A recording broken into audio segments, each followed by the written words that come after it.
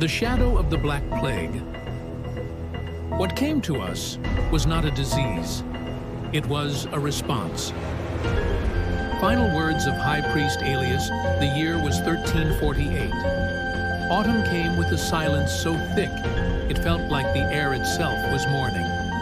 The skies remained gray for months. The sun showed its face only a few times, like a shy god ashamed of the world below. The rain didn't smell like water. It smelled like graves. I am Laurent, a surviving scribe of a trade caravan that left Florence. I write this not merely to tell a tale, but to be the last voice of warning.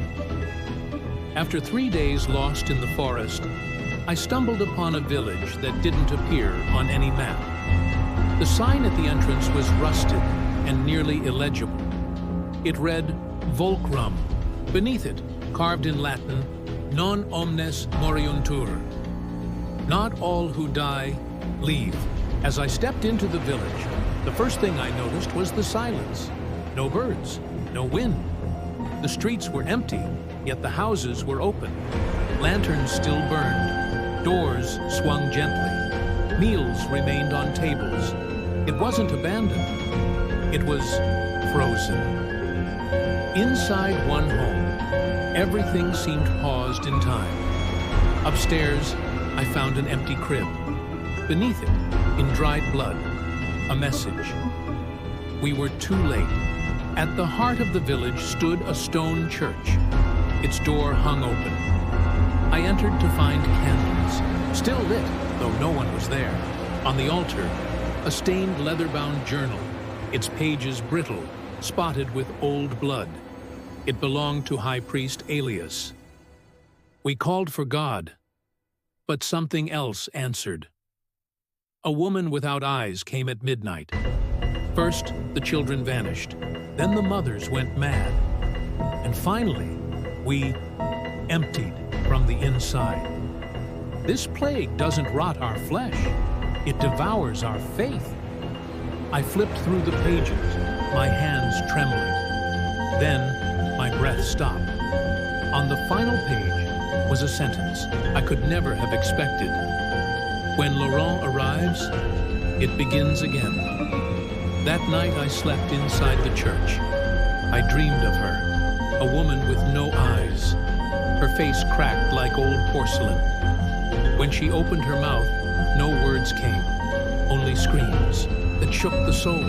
She drew near. I couldn't move. I tried to wake, but my body betrayed me. When I finally awoke, it was still night.